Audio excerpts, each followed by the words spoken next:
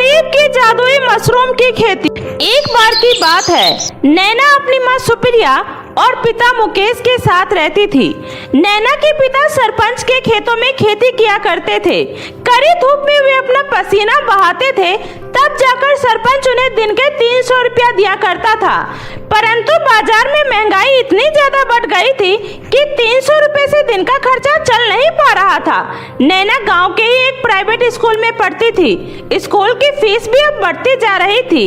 एक दिन नैना स्कूल से वापस घर आ रही होती है और वो घर आकर अपनी माँ से कहती है, माँ, पिछले 2 महीने से आपने स्कूल की फीस जमा नहीं करी है। अब तो स्कूल की प्रिंसिपल भी आपको स्कूल में बुला रही है। अगर आप प्रिंसिपल मैडम से मिलने नहीं जाओगी ना, तो वो मुझे स्कूल में नहीं आने देगी। आज तो उन्होंने मुझे क्लास के बाहर ही निकाल दिया। मुझे बिल्कुल भी अच्छा नहीं लग रहा था माँ।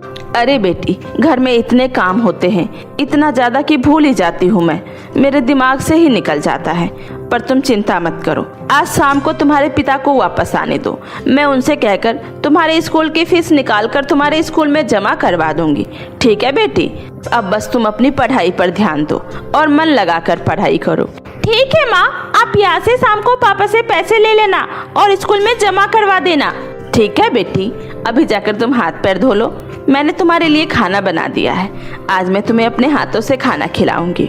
उसके बाद नैना अपने हाथ पैर धोकर खाना खाने के लिए बैठ जाती है और सुप्रिया शाम को मुकेश के आने का इंतजार करने लगती है। यहाँ मुकेश जिस सरपंच के खेतों पर काम कर रहा था, उसके खेत में फसल उगने का अभी कोई नामो निशान ही नहीं था। इसलिए सरपंच ने मुकेश को पैसे भी नहीं दिए थे। अब मुकेश को कुछ भी समझ में नहीं आ रहा था कि सरपंच कब तक उसे पैसे नहीं देगा और अगर ऐसा ही चलता रहा तो उसके घर का खर्चा कैसे चलेगा। ये सोचते सोचते मुकेश घर आ रहा होता है और जब वो घर आता है तब तक नैना सो जाती है। सुप्रिया मुकेश से पैसों की बात करती है तो मुकेश उसे बताता है कि फसल की पैदावार न होने की वजह से सरपंच ने उसे पैसे नहीं दिया और पता नहीं कब तक वो उसे पैसे देगा।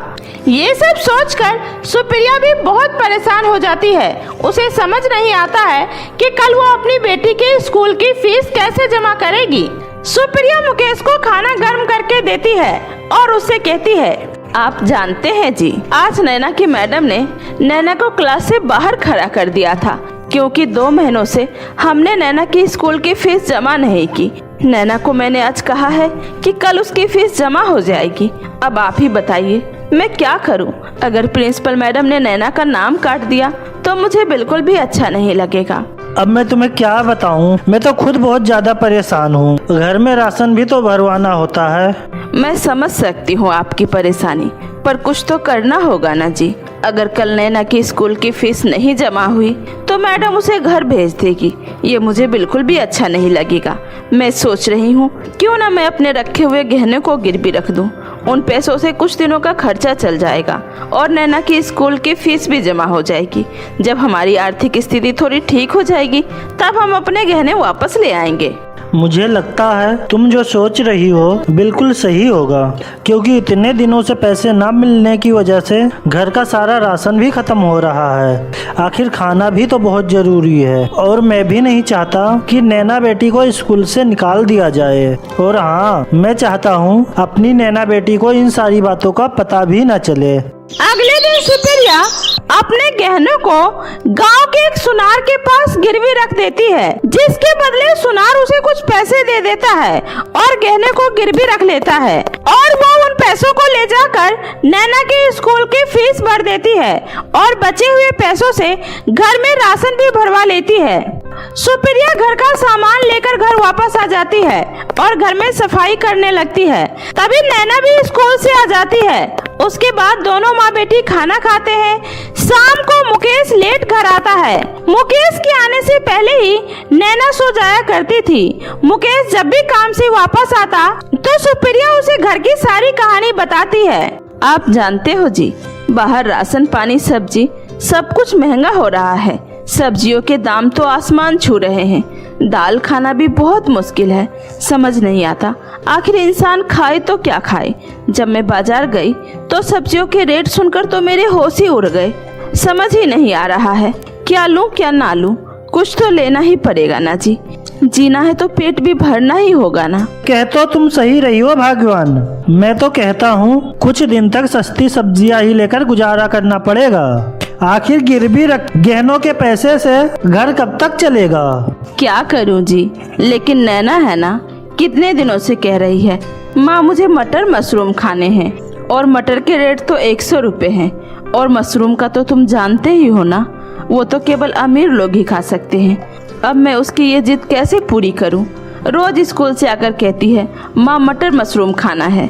कोई बात नहीं, अगर मेरी नैना बेटी इतना कह रही है तो एक बार मटर मशरूम बना ही लो। इसी बहाने हम सब भी कुछ अच्छा खा लेंगे। काफी दिन हो गए घर में कुछ अच्छा नहीं बना। इतनी बातें करने के बाद वे सब लोग सो जाते हैं और अगले दिन सुबह उठकर नैना अपने स्कूल चली जाती है और मुकेश अपने खेत पर काम करने के लिए चला जाता है। घर में सुप्रिया झाड़ू पोछा का काम, बर्तन धोना, कपड़ा धोना सारे काम कर लेती है और आज सुप्रिया को मार्केट से मटर और मशरूम लेकर आना था, इसलिए वो अपने थैला लेकर बाजार की ओर निकल पड़ती है। सब्जियां वैसे तो बहुत ही महंगी थी। सुप्रिया सब्जी की दुकान पर जाकर कहती है भैया आधा किलो मटर दे दो। मटर के भाव तो 200 रुपए किलो है, बताओ कितना तोल दूं? क्या कहा? 200 रुपए? ये तो बहुत ज्यादा महंगा है। देख लो, अगर खाना है तो और कुछ खरीद लो, सब्जियां तो सब महंगी हैं। लेकिन सुप्रिया को तो आज मटर मशरूम ही बनाना था, इसलिए वो आधा किलो मटर ले लेती है। उसके बाद वो मशरूम लेने के लिए पहुंच जाती है। सुप्रिया एक ठेले वाले से मशरूम का भाव पूछती है। अरे भैया मशरूम कैसे दे रहे हो? 500 रुपए किलो है बहन जी, कितनी लेनी है आपको? क्या कहा आपने? 500 रुपए किलो? सोना बेच रहे हो क्या? अब क्या करे बहन जी, मार्केट में जो रेट चल रहा है उसी के हिसाब से बता रहा हूँ। अब आप ही बताइए हम क्या कर सकते हैं, आपको कितना चाहिए? अरे सब्जियों के भाव इतनी ज्यादा क्यों हो रही है? टमाटर इतने महंगे हैं, मटर इतनी महंगी है, इंसान खाए तो क्या खाए? मशरूम के इतने महंगे रेट को सुनकर सुप्रिया बिना मशरूम लिए वहाँ से चली जाती है। सुप्रिया को समझ नहीं आता है कि अब वो घर में नैना को क्या जवाब देगी। सुप्रिया रास्ते से घर जा रही होती है, तभी एक पेड़ के पीछे से सुप्रिया को कोई 3-4 बार आवाज लगाता है। सुप्रिया को जब महसूस होता है तो वो इधर उधर देखने लगती है। जब वो पीछे देखती है तो उसे वहाँ पर एक पेड़ दिखाई देता है। सुप्रिया उस पेड़ के पास पहुँच जाती है। उसे वहाँ पेड़ के अलावा और कोई दिखाई नहीं देता है। अरे ये क्या, यहाँ तो कोई भी नहीं है, आवाज तो यहीं से आ रही थी। लगता है ये मेरा कोई भ्रम होगा। बाहर धूप भी तो कितनी तेज हो रही है, मुझे घर चलना चाहिए। सुप्रिया वहाँ से आगे जाने लगती है, तभी उसे फिर से आवाज आती है। तब सुप्रिया देखती है कि पेड़ के आसपास छोटे छोटे मशरूम लगे हुए हैं। उन मशरूम पर तो सुप्रिया की नजर पहले गई ही नहीं थी। मशरूम को देखकर सुप्रिया को बहुत ही अच्छा लगता है और वो आवाज को अनदेखा करते हुए मशरूम को तोड़ लेती है और थैली में रखकर घर ले जाने लगती है। लगता है भगवान ने मेरी सुन ली और रास्ते में ही मुझे बिना पैसों के ही मशरूम मिल गया। आज तो इन्हीं मशरूम की बड़े प्यार से नैना के लिए सब्जी बनाऊंगी। सुप्रिया घर आकर मटर मशरूम बनाने की तैयारी करने लग जाती है। सुप्रिया पेड़ से मशरूम तोड़कर लाई थी, इसलिए वो उन्हें अच्छे से धोने लगती है। धोते धोते मशरूम में से आवाज आती है, अरे अरे इस तरह हमें मसल क्यों रही हो? हमें दर्द हो रहा है। इतनी देर से हम तुम्हें वहाँ आवाज लगा रहे थे, तुम तो हमें सुन ही नहीं रही थी और यहाँ हमें धो रही हो। हे भगवान, ये क्या है? ये क्या देख रही हूँ मैं कहीं कोई सपना तो नहीं देख रही हूँ? ये मशरूम बोल रहे हैं। अरे तुम कोई सपना नहीं देख रही हो, हम कोई मामूली मशरूम नहीं, हम तो जादुई मशरूम है, जादुई मशरूम। क्या कहा? जादुई मशरूम? ऐसा भी भला हो सकता है क्या? ऐसी बात है तो तुम मुझे नाच कर दिखाओ।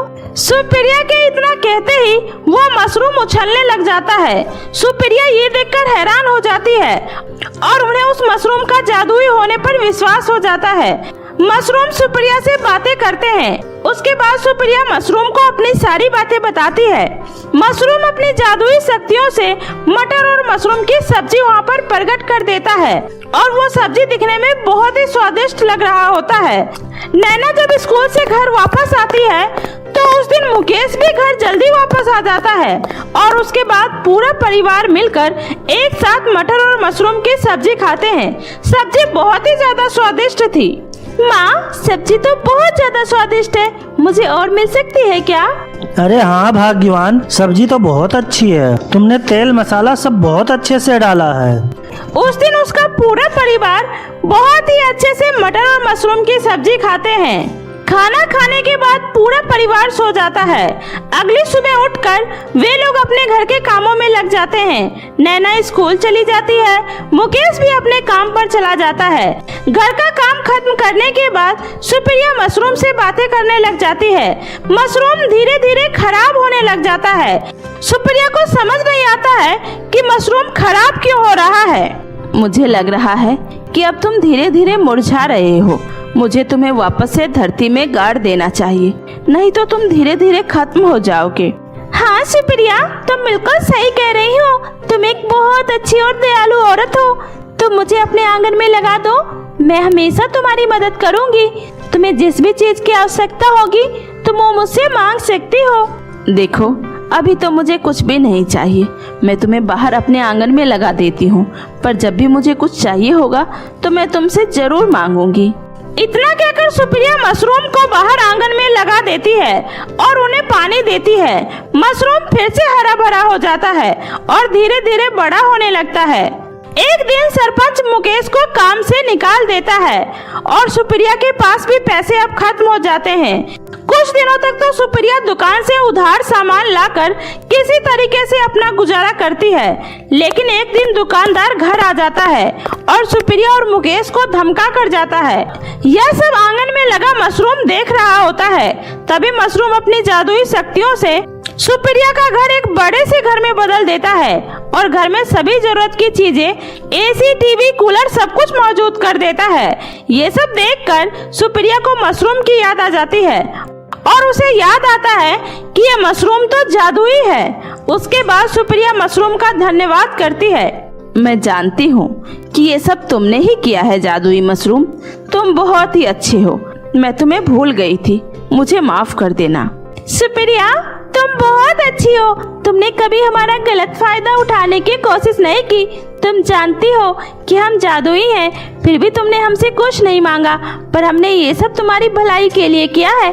अब हम यहाँ से वापस जा रहे हैं, इसलिए ये सब हमने तुम्हारे लिए किया है। ठीक है जादुई मशरूम, तुम्हारा बहुत बहुत शुक्रिया। इसके बाद वो जादुई मशरूम वहाँ से गायब हो जाता है और सुप्रिया अपने परिवार के साथ साथ हंसी खुशी अपना जीवन बिताने लगती है। जबलपुर गांव में रामू नाम का एक लकड़हारा रहता था।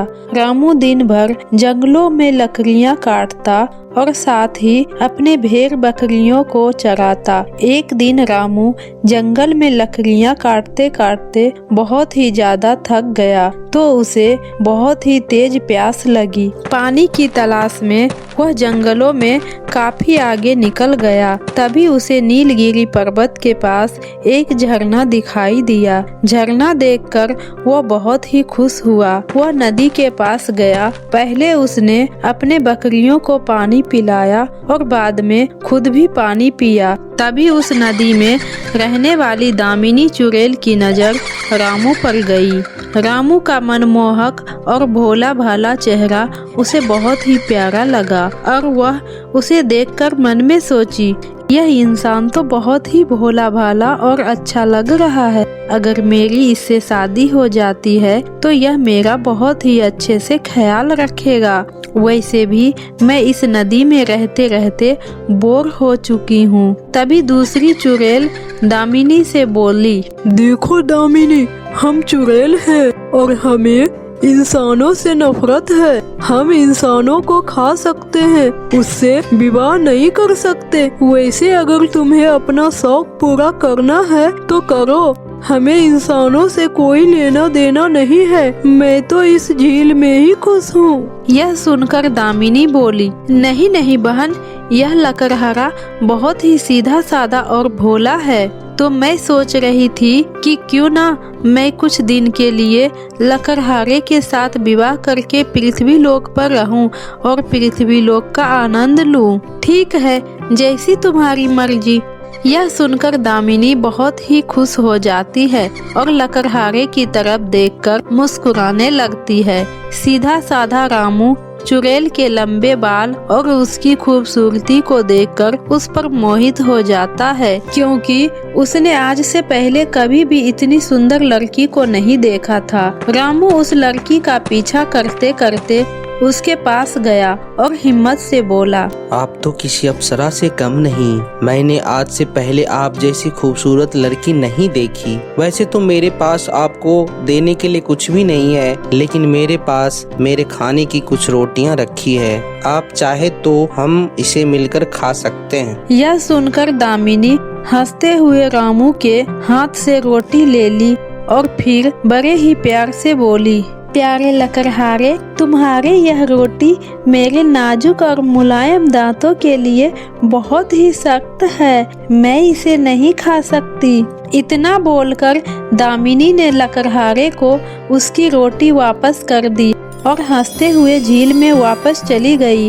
अगले दिन रामू फिर उसी झील के किनारे गया और उस खूबसूरत लंबे बालों वाली लड़की का इंतजार करने लगा, क्योंकि आज रामू ने उस लड़की के लिए अपने हाथों से बहुत ही मुलायम रोटी बनाया।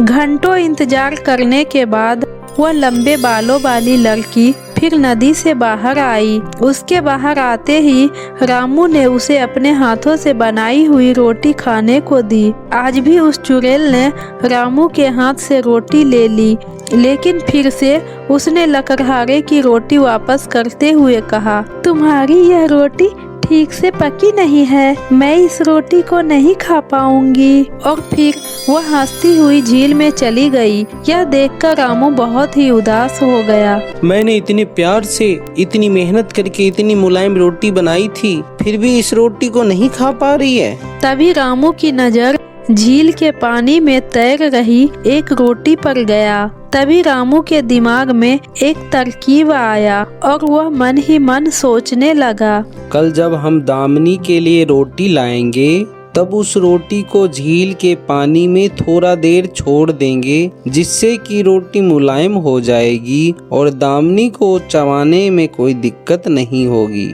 और फिर उसे न कहने का कोई बहाना भी नहीं होगा। क्योंकि रामू किसी भी तरह से उस नदी वाली जादुई लड़की को प्रभावित कर उसे पाना चाहता था। अगले दिन अपने हाथों से बनाया हुआ रोटी लेकर आता है और रोटी को थोड़ी देर के लिए झील की पानी में छोड़ देता है और फिर उस रोटी को लेकर उस लंबे बालों वाली लड़की का इंतजार करने लगता है। कुछ देर बाद जब दामिनी आती है तब वह रोटी उसे खाने को देता है। इस बार दामिनी ने रामू की दी हुई रोटी खा लेती है, क्योंकि आज दामिनी के पास बहाना बनाने का कोई वजह नहीं था। वह रोटी खाकर बहुत खुश हो जाती है और खुशी खुशी लकड़हारे से कहती है, प्यारे लकड़हारे, तुम मुझे बहुत ही अच्छे लगते हो। कृपया करके तुम मुझे इस झील से दूर अपने साथ ले चलो। मैं तो कब से इसी दिन का इंतजार कर रहा हूँ। कृपया कर मेरे साथ मेरे घर चलो।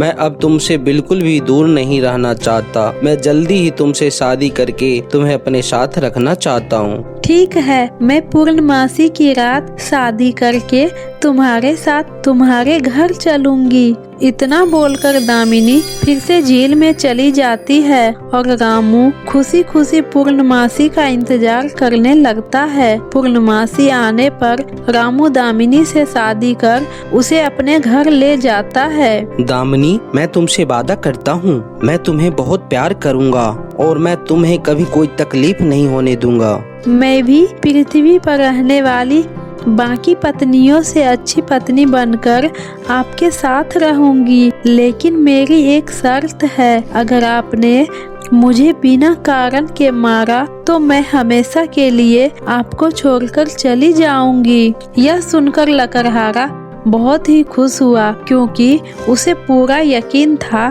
वह अपनी पत्नी को कभी बिना किसी कारण के नहीं मारेंगे और फिर उसके बाद दोनों हंसी खुशी रहने लगते हैं। ऐसे ही कई साल बीत गए, लेकिन रामू को दामिनी से कोई संतान नहीं हुआ। एक बार गांव के सभी लोगों को राजा के यहाँ से भोज का निमंत्रण मिला। सभी लोग खाना खाने के लिए राजमहल की तरफ जा रहे थे। तभी दामिनी रामू से बोली, सुनिए, इतनी दूर जाने की क्या जरूरत है? मेरे पैरों में बहुत दर्द हो रहा है, मैं अब और पैदल नहीं चल पाऊंगी। ठीक है, तुम अगर पैदल नहीं चल सकती हो तो तुम इस घोड़े पर बैठकर तो चल ही सकती हो। हाँ, घोड़े पर बैठकर तो जा सकती हूँ, लेकिन उसके लिए आपको घर से मेरे दस्ताने लाने होंगे, फिर मैं घोड़े पर बैठकर जा सकती हूँ। रामू भागता भागता दामिनी के लिए दस्ताने लाने चला गया। जब वह दस्ताने लेकर लौटा तब उसने देखा कि दामिनी अभी तक घोड़े पर ही बैठी है। तब उसने प्यार से दामिनी के पीठ पर मारते हुए कहा, अरे दामिनी, तुम अभी तक यहीं हो? तुम गई क्यों नहीं? जाओ, जल्दी जाओ, सब लोग पहुंचने वाले होंगे। देखो, आपने मुझे पहली बार बिना किसी कारण के मारा है। पहली बार तो मैं आपको माफ कर रही हूँ, लेकिन आगे से ध्यान रखना। अच्छा बाबा, ठीक है। कुछ दिनों तक तो सब कुछ ठीक ठाक चल रहा था। एक बार रामू को अपने बहन की शादी में दामिनी के साथ दूसरे गांव जाना पड़ा। जब वह दामिनी के साथ शादी में पहुंचा तब अचानक दामिनी जोर जोर से रोने लगी। अब इतने खुशियों के माहौल में दामिनी को रोता हुआ देखकर रामू ने प्यार से दामिनी के कंधे पर हाथ मारते हुए पूछा, अरे भाग्यवान, क्या हो गया? तुम रो क्यों रही हो? मैं इसलिए रो रही हूँ क्योंकि यह सारे लोग मुश्किल में पड़ने वाले हैं और कुछ दिनों के बाद यह मुश्किल तुम्हारे ऊपर भी आने वाली है, क्योंकि तुमने मुझे आज दूसरी बार फिर से बिना किसी कारण के मारा है। कृपया सावधान रहो, क्योंकि अगर तुमने तीसरी बार फिर से ऐसा किया तो वह आखिरी बार होगा और उसके बाद मैं तुम्हें छोड़कर हमेशा हमेशा के लिए चली जाऊंगी। यह सुनकर रामू बहुत ही डर गया और उसने मन में वादा किया कि वह अब ऐसा दोबारा नहीं करेगा। लेकिन एक बार जब रामू किसी के दाह संस्कार में गया तो गम से भरे माहौल में अचानक से दामिनी जोर जोर से ठहाके लगाकर हंसने लगी और वह चुप होने का नाम ही नहीं ले रही थी। ऐसा लग रहा था जैसे मानो उसे हंसी का दौरा पड़ रहा हो। रामू ने उसे रोकने की बहुत कोशिश की, लेकिन वह फिर भी हंसती ही रही। यह देखकर वहां मौजूद सभी लोग को दामिनी पर बहुत ही क्रोध आया और फिर रामू सब कुछ भूल गया और उसने गुस्से में दामिनी को एक थप्पड़ जड़ दिया। दामिनी, तुम्हें दिखाई नहीं देता? यह कोई हंसने का समय नहीं है। मैं तो इसलिए हंस रही हूँ क्योंकि मैं यह सोच रही हूँ जो मर गया उसकी तो मुसीबत हमेशा के लिए खत्म हो गया, लेकिन अब तुम्हारी मुसीबत का समय आ गया रामू, क्योंकि तुमने मुझे तीसरी बार मारा है। इसलिए आज से हमारी और तुम्हारी शादी खत्म। मैं जा रही हूँ हमेशा हमेशा के लिए। दामिनी, मुझे माफ कर दो, रुक जाओ, मैं अब ऐसा कभी नहीं करूँगा। लेकिन दामिनी ने रामू की एक नहीं सुनी। वह जल्दी से घर आई और अपने पहले वाले कपड़े पहने और जब तक रामू उसे रोकता वह दौड़ते हुए जंगल की तरफ गई और झील में जाकर कूद गई और कभी वापस नहीं आई। रामू वहां बैठकर बहुत दिनों तक दामिनी को पुकारता रहा, पर दामिनी कभी लौटकर वापस नहीं आई। गांव वालों ने रामू को बहुत समझाया कि वह कभी लौटकर नहीं आएगी, अब उसे भूलकर दूसरी शादी कर लेनी चाहिए। लेकिन रामू दामिनी से बहुत प्रेम करता था, इसलिए उसने दूसरी शादी नहीं की। वह हर रोज उसी झील के किनारे जाता और दामिनी के लौटने का इंतजार करता। ऐसे ही कई साल बीत गए और रामू बूढ़ा हो गया, लेकिन वह दामिनी को अभी भी नहीं भूल पाया था। वह अभी भी उस नदी के किनारे उसका इंतजार करता। रोज की तरह एक दिन रामू नदी के किनारे बैठकर दामिनी का इंतजार कर रहा था। तभी अचानक एक लहर उठी और झील के बीचों बीच बड़ी सुंदर लंबे बालों वाली दामिनी खड़ी हुई दिखाई दी। प्यारे रामू, तुम्हें नहीं पता मैं इस नदी की चुड़ैल हूँ, लेकिन तुम्हारे सच्चे प्यार को देखते हुए मुझे ना चाहते हुए भी वापस आना ही पड़ा। चुड़ैल और इंसान का विवाह तो कभी हो ही नहीं सकता, लेकिन फिर भी तुम्हारे साथ इतने बरसों रहने के बाद मुझे भी तुमसे प्यार हो गया और मैं तुम्हारे प्यार के सामने झुक गई। चलो रामू, अब हम तुम इसी झील में रहेंगे। और फिर रामू और दामिनी दोनों उसी झील में समा गई। तो मेरे प्यारे दोस्तों, अगर आपको मेरी ये कहानी अच्छी लगे तो प्लीज मेरे चैनल पोरो टीवी को सब्सक्राइब कर ले, ताकि आपको अच्छी और मजेदार कहानियाँ देखने को मिलती रहे। बाय बाय दोस्तों।